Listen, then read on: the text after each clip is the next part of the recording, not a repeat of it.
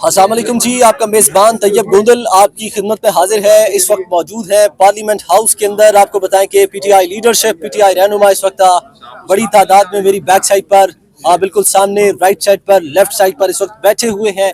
भूख हड़ताल ये सुबह से जारी है। और बात करेंगे इस वक्त आज, क्योंकि इस्लामाबाद के हाई कोर्ट में डीआईजी को तलब कर रखा गया था, एफआईए हुक्काम को तलब कर रखा गया था कि बताइए आपने कल जो रेड किया पीटीआई सेक्रेटेरिएट में, जो बंदे आपने उठाए वो किस नोयत, किस मुकदमे में आपने उठाए और किस जुर्म में उठाए, जो खवातीन आपने अरेस्ट की वो बताइए ज़रा कि आप इस पर क्या कहते हैं, आपका इस पर क्या मौक़िफ़ है, क्या आपके पास एफआईआर है, फर्स्ट इंफॉर्मेशन रिपोर्ट अगर आपने कोई लॉन्च की है तो वो सामने रखें, जिस पर जी डीआईजी ऑपरेशन इस्लामाबाद ने जवाब नहीं दिया और वो अदालत के सामने बड़े खामोश नजर आए। और वहाँ भी अली बुखारी से हमने बात की, जो स्टेटमेंट था वो आपके सामने रखा। अभी हम फाइनली पहुंचे हैं जी पार्लियामेंट हाउस के बिल्कुल अंदर, जहाँ पर इस वक्त पीटीआई के प्रोटेस्टर्स एहतजाज कर रहे हैं। बात करेंगे, हमारे साथ सीनियर रहनुमा सुन्नी इत्तेहाद काउंसिल मौजूद हैं, बात करेंगे। अस्सलाम वालेकुम जी, कैसे हैं? खैरियत से आप? खैरियत से। बताइएगा ये क्या मामला चल रहे हैं पाकिस्तान के अंदर? आज आप लोगों ने ये जो भूख हड़ताल की हुई है, सुबह से कुछ नहीं खाया या कुछ खाया पिया है? नहीं, भूख हड़ताल का मतलब ना खाना है। अच्छा। अगर किसी डिक्शनरी में भूख हड़ताल का मतलब खाना है तो वो डिक्शनरी आप हमें ला दें, फिर हम देख लेते हैं। अच्छा। मतलब भूख हड़ताल है तो खाने की तो तुक ही नहीं है। बात गर्मी बहुत ज्यादा है। पॉलिटिकल वर्कर जो होता है ना, जो ड्राइंग रूम से या किसी राइवन टाइप महल से उठ के ना आया हो, वो ग्राउंड लेवल से आया हो, मेहनत करके आया हो, उसके लिए ये चीज़ें मैटर नहीं करती। वो ये डंडे सोटे मार धूप गर्मी सब कुछ बर्दाश्त करके यहाँ तक पहुँचा होता है तो ठीक है, नॉट एन इशू। ये जो गिरफ्तारी की गई कल, जो पीटीआई सेक्रेटेरिएट से एलसीडीज उतारी गई और वर्कर्स को गिरफ्तार किया गया, उनके ऊपर से बम जो है वो रिकवर किए गए। जो कंप्यूटर पर बैठा हुआ जो एक पीटीआई का वर्कर था, वो information report, first information report जो एफआईआर लॉन्च की गई है, उसके ऊपर लिखा हुआ है कि कोई बम निकला है उनके पास से, पीटीआई सेक्रेटेरिएट से। क्या कहते हैं आप? वो जो एलसीडीज उतार के लेके गए हैं वो प्राइम मिनिस्टर हाउस की, चूंकि एलसीडीज खराब हो गई हैं तो वो चाहते थे कि हलाल के पैसों से ना खरीदी जाएं, तो उन्होंने कहा चलो पीटीआई की उतार लें, वो इसलिए उतार के लेके गए हैं। बम निकला होगा मुझे नहीं पता, मुझे ये नहीं, चूंकि हर एक की बम की डेफिनेशन डिफरेंट है। जो जी शऊर अक्लमंद हसास आदमी है उसे पता है कि बम किस चीज़ का नाम है और बम बंदा ऐसे जेब में रख के नहीं फिर सकता। अब अगर कोई माचिस की तीली, किसी ने सिगरेट पीने के लिए माचिस जेब में रखी हो और मौजूदा हुकूमत में ऐसे लोग शामिल हैं जो उनके लिए वो भी बम की हैसियत रखती है, तो वो उन्होंने को बरामद कर लिया तो मैं कुछ कह नहीं सकता। Otherwise I mean this is share stupidity. क्या बात कर रहे हैं? जो बम लेके फिर रहे हैं वो आपसे पकड़े नहीं जा रहे। वो पूरे जनूबी पंजाब के अंदर वो मिलिटेंट भी हैं, वो बैंड भी हैं, उन्होंने बम भी हाथ में पकड़े हैं, उन्होंने रॉकेट लॉन्चर भी पकड़े हैं, वो आपसे पकड़े नहीं जाते। तो जिसकी जेब में माचिस की एक तीली थी सिगरेट के लिए, उसको आपने बम बना दिया, क्या कह सकता हूँ। कच्चे के डाकू भी आप बहुत बड़ी मिसाल है। कच्चे के डाकू तो जो हैं वो पक्के के डाकुओं की सरपरस्ती के साथ चल रहे हैं। मैं इस कॉन्सेप्ट के खिलाफ हूँ, कच्चे के डाकू या पक्के के डाकू। आप उन्हें कहा करें कि पक्के के डाकुओं के जो फैसिलिटेटर्स हैं वो हैं, वो तो पकड़े नहीं जाते। पूरी रियासती मशीनरी वहां पर नाकाम हो गई है। इतने से एक एरिया को जो कि अनपॉपुलेटेड है, जंगलात है, वहां से 100-500 बंदा नहीं पकड़ सके और सुना रहे हैं कि जनाब ये हो गया और वो हो गया, बम पकड़ लिया। शीर इंसल्ट है। आई मीन इससे ज्यादा किसी भी सिविलाइज आदमी के बारे में आप बात करें, किसी भी बकरी चोरी का पर्चा बना दिया, किसी के ऊपर फैक्स मशीन चोरी का पर्चा बना दिया, किसी के ऊपर एक्सरे में उमर अयूब साहब के एक्सरे मशीन का कोई पुर्जा है उसकी चोरी का पर्चा उन्होंने बना दिया। मजाक है और क्या कह सकते हैं। अच्छा, आज जो भूख हड़ताल किया गया, इसके आपका आज के इस हड़ताल के, इस एहतजाज के क्या मुतालबात हैं, क्या तहफ़्फ़ुज़ात हैं?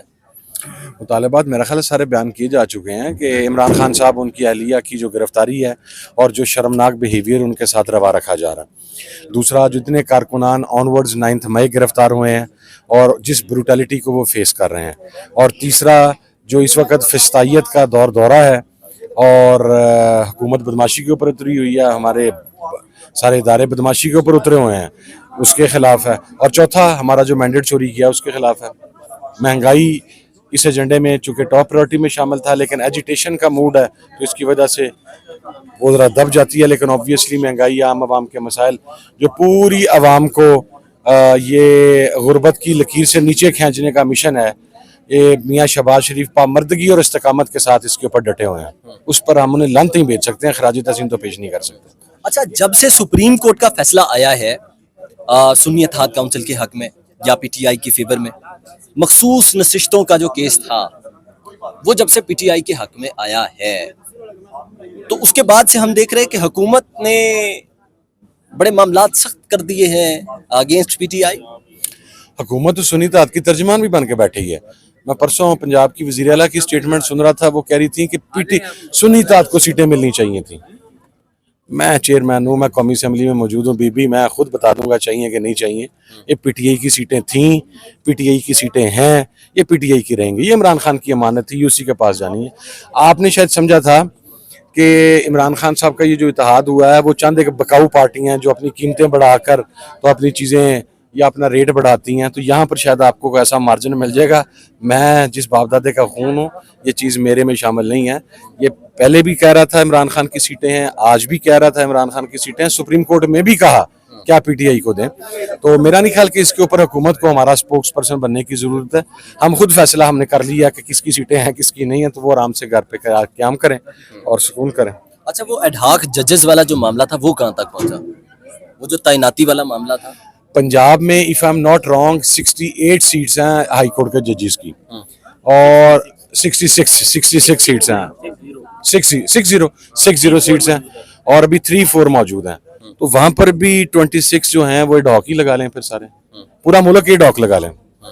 मेरा ख्याल है नए आर्मी चीफ का तकर्रुर भी डॉग बेस के ऊपर कर लें, डीजीआईएससी का तकर्रुर भी डॉग बेस के ऊपर कर लें, फिर उसके बाद चीफ जस्टिस ऑफ पाकिस्तान का तकर्रुर भी डॉग बेस के ऊपर कर लें, कौमी असम्बली का स्पीकर भी डॉग बेस के ऊपर लें, मुल्क सारा ही डॉग के ऊपर चला दें, फिर मुल्क चल जाएगा। अच्छा, जिन एडहॉक जजेस के नाम दिए गए थे उन्होंने तो माजरत कर ली, अब कोई और एडहॉक जजेस ढूंढे जा रहे हैं, क्योंकि वो जो एडहॉक जजेस थे जिनका बताया गया था जराये के मुताबिक कि इन्हें जी इनके नाम दिए गए हैं, और जराये बताते थे कि वो एडहॉक जजेस ना तो जजमेंट्स पढ़ सकते हैं, ना लिख सकते हैं, ना वो जजमेंट्स लिखते हैं, ना वो पढ़ सकते हैं, क्योंकि उनकी एजेस इतनी हो गई हैं कि उनकी बिनाई भी कमज़ोर हो चुकी है और उन्हें ज़बरदस्ती अपॉइंटेड किया जा रहा है।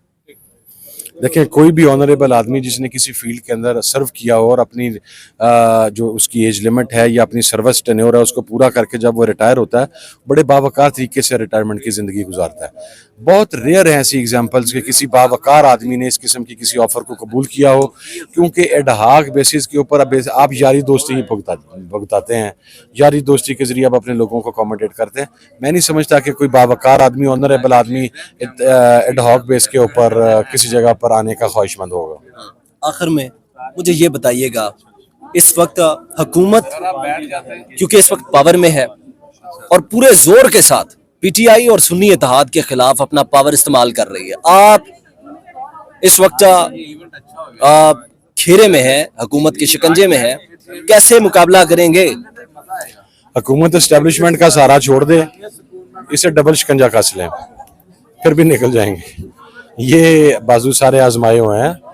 मेरे वालिदिन के साथी थे जब मियाँ साहब ऐसे करके फरार हुए थे सऊदी अरब, और खाना काबा में बैठ के झूठी कस्में खाते थे कि मैंने कोई एग्रीमेंट साइन नहीं किया। वो एग्रीमेंट की कॉपी भी मेरे पास है। जब ये कह खाना काबा में बैठ के मसूफ फरमाते थे कि मैंने कोई एग्रीमेंट साइन नहीं किया, मेरे चूंकि वालिद उस वक्त मेंबर नेशनल असेंबली थे, उन्होंने कहा मियाँ साहब ये बात आ रही है कि आपको एग्रीमेंट कर गया। ना ना ना, मैं खाना खुदा में बैठ के कसम खा रहा हूँ, और वो एग्रीमेंट की कॉपी मेरे वालिद के उस टाइम जेब के अंदर थी। तो जो खाना खुदा में बैठ के झूठ मार ले, मौके के ऊपर भाग जाए, कभी उसके प्लेटलेट्स डाउन हो जाएं, कभी रफ़ीक हरीरी पहुंच जाए, कभी जनाब किसी और इस्लामी मुल्क का कोई फैसिलिटेटर पहुंच जाए, वो क्या जाने रेजिस्टेंस किस बला का नाम है। वो नाजो नाम में पले हुए अयाश लोग हैं। जब अयाशी खत्म होने लगेगी, आप इनकी भागने की रफ्तार चेक कीजिएगा। जुम्मे के दिन क्या होने वाला है?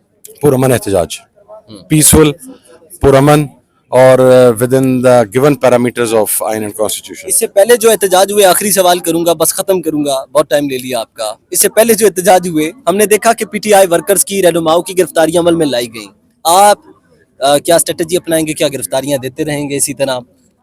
गिरफ्तारी तो हर सियासी वर्कर के लिए फिस्तायत के दौर के अंदर जेल जो है वो उसके लिए एक नेमत होती है, उसका एक जेवर होती है। वो कभी भी अब जो नजरियाती हो, जो अपॉर्चुनिस्ट हो, वो तो कभी जेल वाली लाइन के ऊपर या प्रोटेस्ट वाली लाइन पे या रेजिस्टेंस वाली लाइन के ऊपर वो चलता ही नहीं है।